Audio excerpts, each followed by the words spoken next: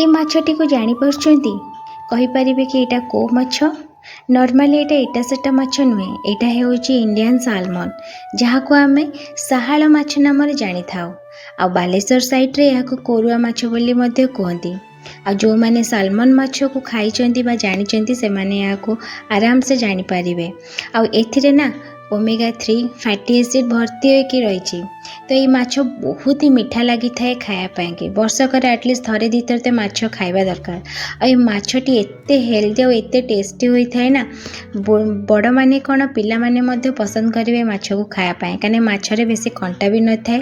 और नॉर्मली ये माछ गुड़िक मार्केट रे अवेलेबल मध्य थाए।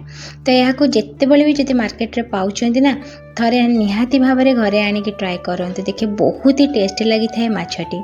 आ माछ को चलते आज बनवा पूरा देसी स्टाइल रे गोटे तरकारी जोटा इजिली समस्ते बनै पारे। और समस्त पाखे सेम इनग्रेडिएंट तो निहाती भाव में थी ये माछ को प्रस्तुत करने। तो चलते ये माछ को आम आज प्रस्तुत करवा। से फास्ट माछ को मुझे भल भाव में क्लीन करने और यहाँ गोटे प्लेट को नहीं जाइए। एबे से आम स्वाद अनुसार लुण, हलदी गुंड, से आम टे नहीं जावा रेड काश्मीर मिर्च पाउडर, ता सहित ये नहीं जावा आम अदा रसुण पेस्ट, एबे नहीं जावा गोटे चामच सोरिष तेल, कंचा सोरिष तेल नेबे। सबुगुड़ी को भल भाव में टिके गोलेकी यहाँ को आम 10 रु 15 मिनिट जाके छाड़ीदेवा। माछ को जिते बड़े भी भाजुंट ना, फास्ट ताको 5-10 मिनिट छाड़ीदेवे जहाँद्वारा कि भल भाव में मैरिनेट हो माछटी। आपड़ चाहिए टिके हल्का लेंबू रस यूज करें टाइट रहा। बट जिते फ्रेश माछ थाए तो लेंबू रस दबार किसी आवश्यकता न था, सेमती भी माछटी टाइट थाए। और जब टिके माछ बासी हो जाऊँगी तो आप हल्का टिके लेंबू रस यूज करदे, माछ पूरा टाइट हो एबे चलतु कढ़ई रे टिके सोरिष तेल को गरम करनवा। आ माछ गुड़ी को एबे एथिरे देईदवा। आ यहाँ को पूरा बढ़िया भाव में माछ गुड़ी को भाजी नवा।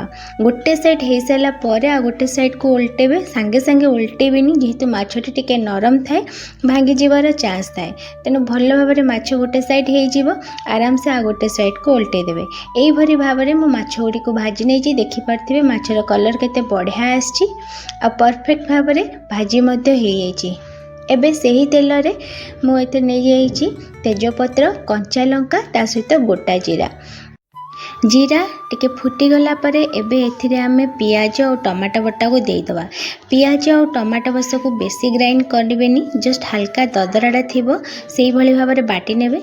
एबे सेथिरे मु 2 चामच अदा रसुणर पेस्ट, ता सहित मु नै जाइछि गोटे चामच सोरिष बटा। आ किछि भी एथिरे आमे ऐड करबानी। नॉर्मली अदा रसुण बटारे टिके कंचा लंका ऐड करने। आ सोरिष बटार तो एमती भी सोरिष रसुण जीरा कंचा लंका टिके बाटी होगी थाए। जदि घरे पिला मानको खाइबा को दौरान कि घरे छोट पिला अच्छा तो आप कंचा लंका मध्य स्किप करें। तो यही भाव में मसला गुड़ी को मुझे प्रस्तुत करी। मसला हल्का 1 ରୁ 2 मिनिट टिके कषि गला परे एबे एथिरे आमे कटा आलू को रखी ताकू दे दोछि। कटा आलू को आप चाहिए आगु भाजिकी रखिपारे, बट मु सब बेले प्रिफर करे कटा आलू को यही भाव में मसला सहित कषि कषि करने, जहाँद्वारा कि आलूर गोटे बहुत भल फ्लेवर आसता है। एबे मसला और आलू पाई कि मो स्वाद अनुसार लुण, हलदी और हल्का टिके लंका गुंड यूज कर। राग खाया कम करती कम पसंद करती तो आप चाहिए कम यूज करें। बट ये सब तरकारी टिके हल्का राग हेले खायापाई भी भल लगे और चटपटा लगी थाए। तो यही भाव में यहाँ को 2 ରୁ 3 मिनिट टिके कषि होगापाई कि छाड़ीदवा। ए देखंतु 2 ରୁ 3 मिनिट पर मसला रू तेल बाहरी आसलानी। आउ बेसी यहाँ को आम कषिबानी, कहीं बेसी कषिदेले तरकारी फ्लेवर ही रुहेनी और तार बास्ना भी बेसी भल आसी न थाए। एबे एथिरे मु गरम पानी ऐड कर नौची। तरकारी टिके फुटी आसला वाला परे भाजिकी रखिथिबा माछ गुडी को एठी पकई दोछि।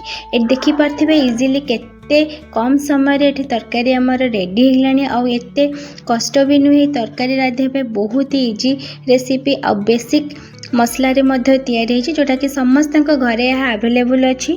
आ बहुत कम समय रे तरकारी रेडी हो थाए।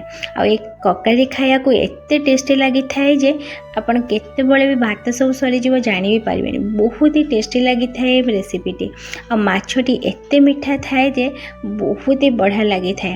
ଆଉ ଏଇ ତରକାରୀ ଏମିତି ଗରମ ଗରମ ଭାତ ସହିତ ସର୍ଭ କରିବେ ନା ଆହୁରି ବଢ଼ିଆ ଲାଗିଥାଏ। ଏ ଦେଖିପାରୁଥିବେ ତରକାରୀଟି ଏଠି ଆମର ରେଡ଼ି ହେଇସାରିଲାଣି। ଆଉ ବେଶୀ ପାଣି ରଖିବେନି କି ବେଶୀ ମଣ୍ଡ ଏମିତି ରଖିବେନି। ହାଲକା ଭାବରେ ମସଲା ଦେଇକି ତରକାରୀକୁ ରାନ୍ଧିବେ, ଦେଖିବେ ମାଛର ଗୋଟେ ବହୁତ ସୁନ୍ଦର ଫ୍ଲେଭର ଆସିଥିବ, ତରକାରୀ ମଧ୍ୟ ଖାଇବାକୁ ଭଲ ଲାଗିବ। ଏଠି ତ ରେଡ଼ି ହେଇଗଲା ଏଠି ଆମର ଶାହାଳ ମାଛର ତରକାରୀ। ଦେଖିପାରୁଥିବେ କେତେ ସୁନ୍ଦର ଦେଖାହେଉଛି। ବାସ୍ ଏହାକୁ ମୁଁ ଗରମ ଗରମ ଭାତ ସହିତ ସର୍ଭ କରିଥିଲି। ବହୁତ ହି ଟେଷ୍ଟି ଲାଗିଥିଲା ଏହି ତରକାରୀଟି। ତ ଏଇଭଳି ଭାବରେ ଦେଶୀ ଷ୍ଟାଇଲର ରେସିପି ଯଦି ଆପଣମାନଙ୍କ ପସନ୍ଦ ଆସୁଛି ତାହେଲେ ମୋର ଭିଡ଼ିଓଟିକୁ ଲାଇକ୍ କରିନେବେ, ଚ୍ୟାନେଲରେ ନୂଆ ଥିଲେ ସବସ୍କ୍ରାଇବ୍ କରିନେବେ, ପେଜକୁ ଫଲୋ ନିଶ୍ଚୟ କରିଦେବେ, ଯାହାଦ୍ୱାରା କି ନୂଆ ନୂଆ ଭିଡ଼ିଓର ନୋଟିଫିକେସନ୍ ଆପଣମାନଙ୍କ ପାଖରେ ପହଞ୍ଚିଯିବ। ତ ଆପଣମାନେ ଏଇ ମାଛକୁ ଘରେ ଆଣିକି ନିହାତି ଭାବେ ଟ୍ରାଏ କରନ୍ତୁ, କେମିତି ହେଇଛି ମୋତେ ନିହାତି ଜଣାଇବେ। Bye bye.